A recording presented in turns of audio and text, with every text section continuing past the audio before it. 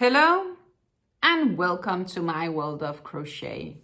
My name is Stine and today we're going to do a from start to finish video of some fingerless gloves.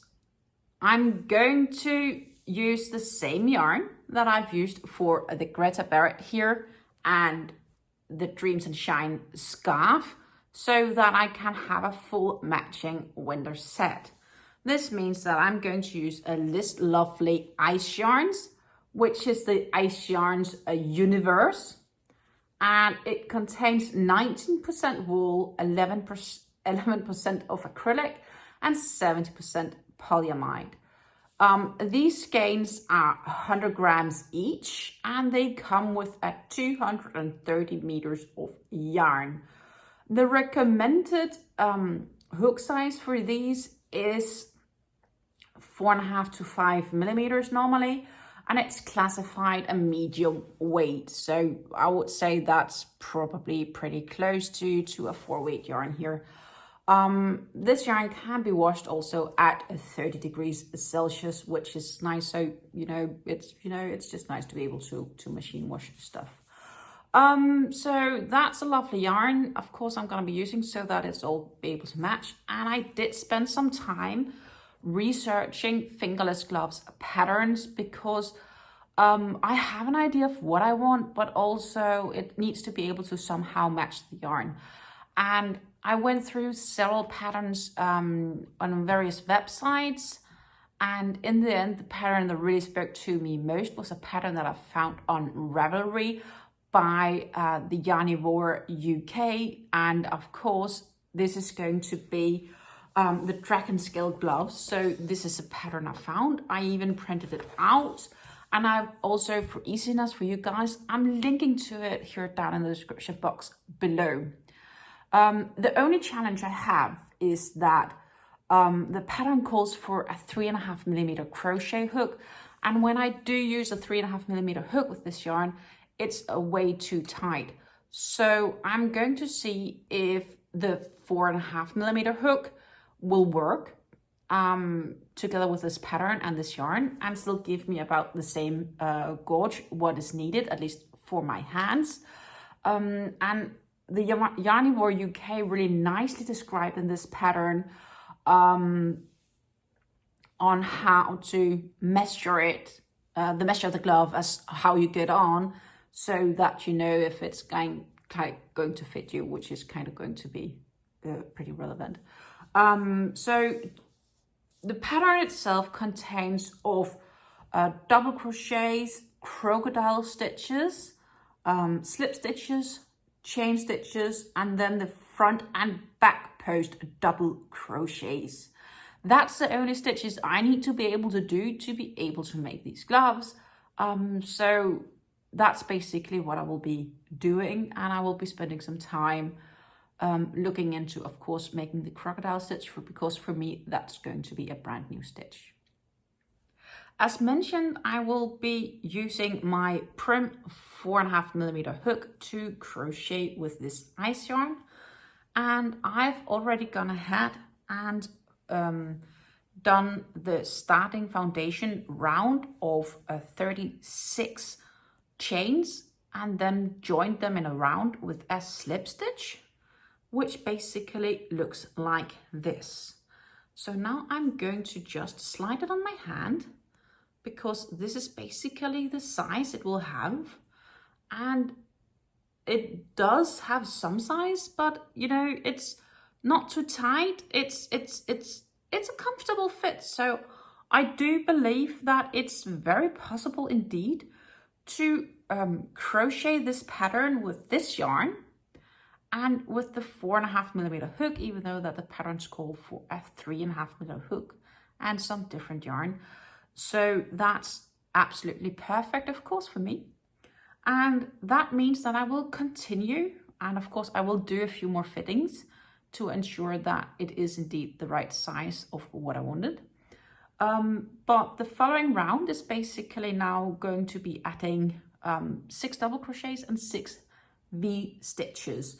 So by reading up from the pattern here is that the first row is to chain 3, then double crochet in the same stitch, chain 1, skip 2 chains, double crochet in the next stitch, chain 1, skip 2 chains, double crochet in the next, 2 double crochets in the next, that forms the V-stitch, etc, etc. So that's basically what I'm going to do now, which will be the foundation part for the crocodile stitch. Row 1 is complete. So row 1 contains of double crochets and single chains as just elaborated, and I worked all these into the back loop of the foundation chain or foundation ring that I had created. And basically, so I started by chaining 3 and then working in a double crochet in the same stitch, which is kind of what you can see here, a bit difficult. Then you chain 1, make a double crochet, you chain 1, you make 2 double crochets in the same stitch, which is considered the V stitches, chain 1, double crochet, chain 1, 2 double crochets in 1 stitch, etc. until the round is complete.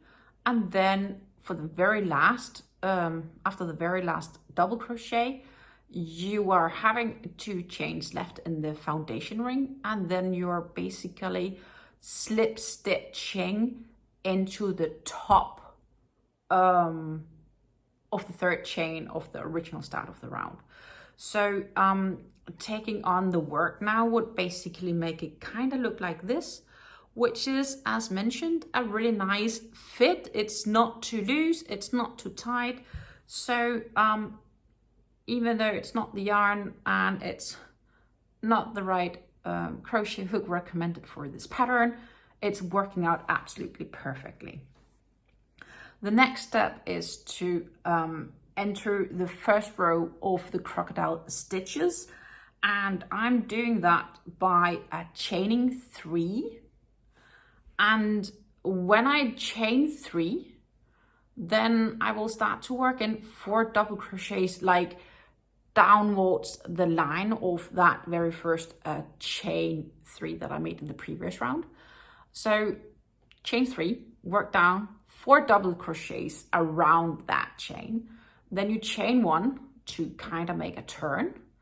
And then you make on the backwards row 5 double crochets, and that kind of makes that first shell or scale, I would say scale.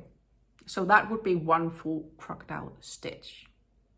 I've gone ahead and made the first crocodile stitch, which is what you're seeing here, which kind of can reflect a dragon scale. I've also slip stitched it into the top part of that double crochet from the previous round to kind of attach the top part of it. So basically I'm now going to work around with me proceeding by entering 5 double crochets in the next V-stitch around that post, a single chain or chain 1, and then another 5 double crochets along the other post of the V-stitch, fastening that with a slip stitch in the single double crochet here, and so on until the round is complete. At the very last round, where I'm going to slip stitch the crocodile stitch I'm making in this V-stitch, I'm going to slip stitch it into this double post, and I will do like the designer of this pattern, slip stitch that together with that second part or the other side of the crocodile stitch from the very first one to kind of fasten that down to the pattern as well. So I'm going to proceed and do that now.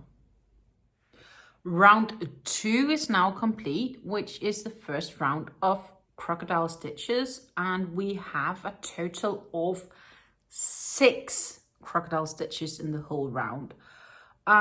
So to proceed now, we're going to make a new foundation for a second row of crocodile stitches, and we will be doing that by chaining 3, and then we will double crochet into the same place where we slip stitched that previous round in to hold it together. Then we will chain 1 and we will double crochet into this gap and then we will chain 1 and make 2 double crochets in the slip stitch between these 2 scales, etc. And the reason why we want to place the double crochets, the V-stitch of the double crochets between here, is basically because the double crochet V-stitch is where we found our crocodile stitch around, and that will basically make the next scale go across like this. So that's basically what I'm gonna be doing now. Is I'm gonna make the foundation for the second round of crocodile stitches, and I'm going to do that for another full round. With round 4 complete, we now have, as you can see, the alternating layers of scales here coming across the glove. So if I would wear it now, it would basically be looking like this. And of course we need to increase the length, and we are working in this direction. So eventually we will need some more rows, and this pattern calls for a total of 6 rows of these crocodile stitches, and right now I've done 2 rows, so I will go ahead and add 4 more rows before we will proceed making room for the thumb for these Dragon Scale gloves. I have now completed the 6th round of crocodile stitches, so basically we're looking like this, and if I am to take it on and wear it, it will be pretty much like this. So it's the perfect length and size for starting to take out for the thumb hole here. And basically the next part will consist of a bunch of double crochets. So I will basically be chaining 3 here, and I will in this piece then also work in 2 double crochets. Then I will work in 3 double crochets in this gap for the crocodile stitch. I will work in 3 double crochets here in between, 3 double crochets in the gap, and so on. And then when the round is almost complete, I will be skipping the last scale, where instead of making all the double crochets, I will be basically chaining 8, which makes the room for the thumb hole. So I've now added a hole here for the thumb. So let's see. If I take it on, it would basically now look like this. So of course it's not much of a glove yet, but we are absolutely starting to make progress where you can see what this is going to become. So what I'm gonna be doing now is that I will be slip stitching here until I reach the gap, and in this gap I will be chaining 3 and working in a double crochet, and then I will basically for each of the gaps work in 3 double crochets, and then in this big gap where I have this chain 8, I will do 3 double crochets, chain 1 and 3 double crochets. Of course, I forgot to mention that I would be finishing the round by entering a double crochet in that starting gap of the same round, and then of course slip stitching into the top of the chain 3. But now with another row here of double crochets, we are starting to really slowly see this nice addition here for making room for the thumb. And now I will again proceed by slip stitching my way until the next gap, which is here. It's a little bit difficult to see, especially on the screen, but I will be slip stitching my way there, and then I'm going to chain 3, double crochet into that same space, then 2 double crochets in the following space, 3 double crochets, 2 times 2 double crochets, 3 double crochets, 2 double crochets multiplied by twice, etc., until that you basically join by a slip stitch into the chopped chain. So that will give you like 8 double crochets and 3 times double crochets in the other gaps. So it's basically the sign that we're slowly starting to minimize the circumference so it really gets this hand shape and sits nice and snug to your hand. Afterwards, we are of course just keep to growing the pattern, and eventually we will get to this pace where we can just add rows and rows and rows of this repeating pattern. So that was the following round complete, and you can really slowly start to see how these stitches again are decreasing in amount. And the next round will basically, you know, contain of slip stitching onwards until I reach the next gap, which I've actually already done, so I am ready to continue here. Chain 3, make a double crochet into that gap, and then make 2 double crochets in each gap all the way around. So we don't have any 3 double crochet gaps anymore, so we have fewer stitches in the round. That was like round 16 complete, which contains of 12 times 2 double crochets in each of the 12 spaces. Now we're basically going to make the last round that will form or prepare for making this actual shaft of the glove. And we will do that by doing 3 chains, so chain 3, and then make a double crochet into that gap. Then we will skip a gap, and then we will make 3 double crochets in the following 3 spaces, skip a space, and make another 3 double crochets in the following 3 spaces, skip a space, make 3 double crochets in the next 2 spaces, and then double crochet into this gap where we have the starting point until we slip stitch into the top of the chain 3. And that gives then a total of 9 multiplied by 3 double crochets. And then the following rounds will be around 18 to 25. So that's like 17 rounds of only going around with 3 double crochets in each of the space. And then we should more or less be ready to make the final round with the ribbing. I've now finished the 8 rows of 9 times 3 double crochets in each of the gap, which kind of forms the shaft of the glove. So let me just take it on in just a second.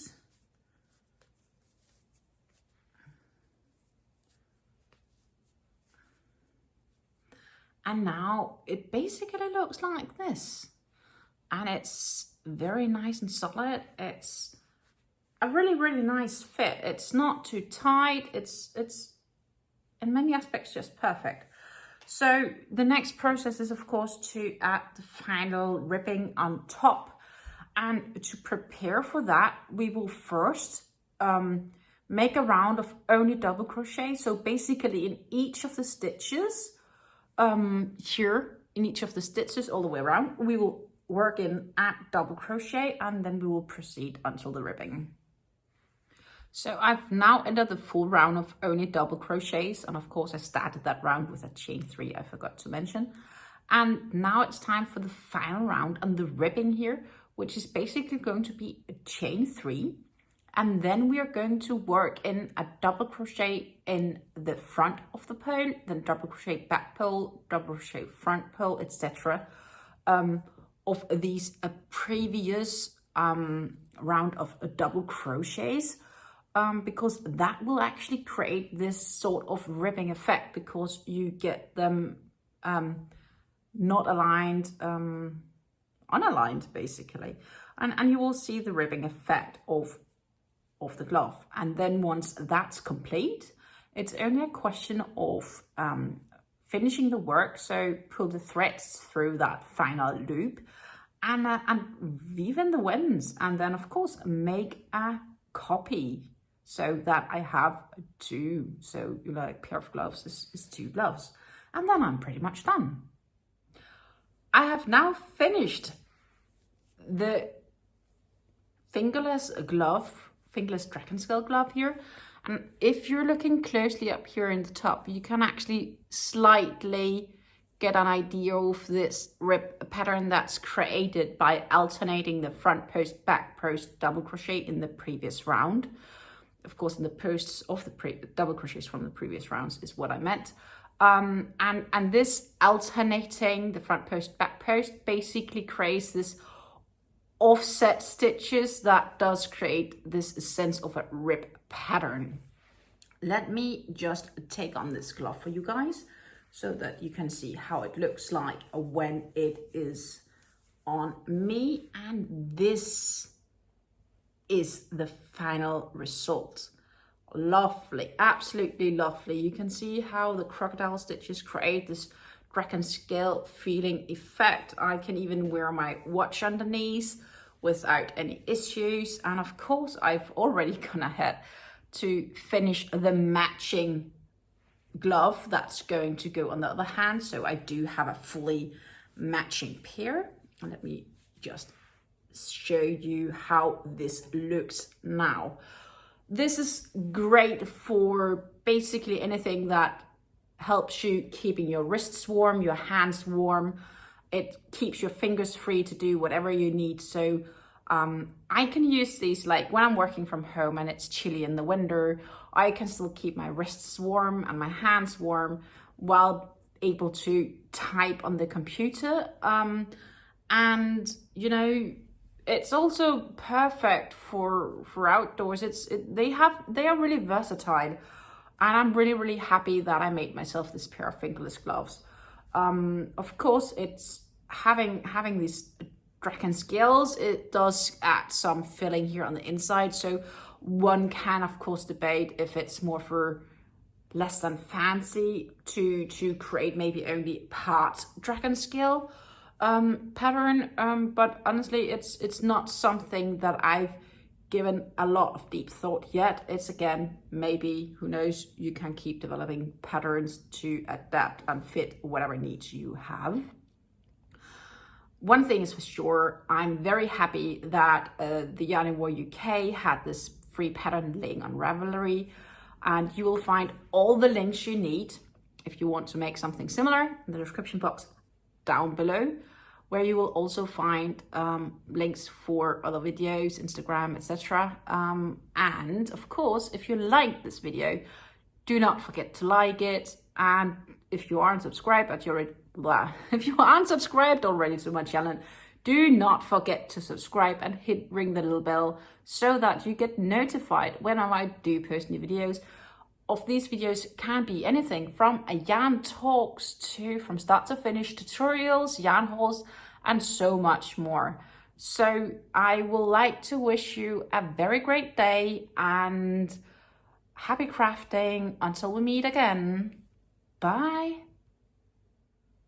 On a quick fun note, this is what's left of a full skein.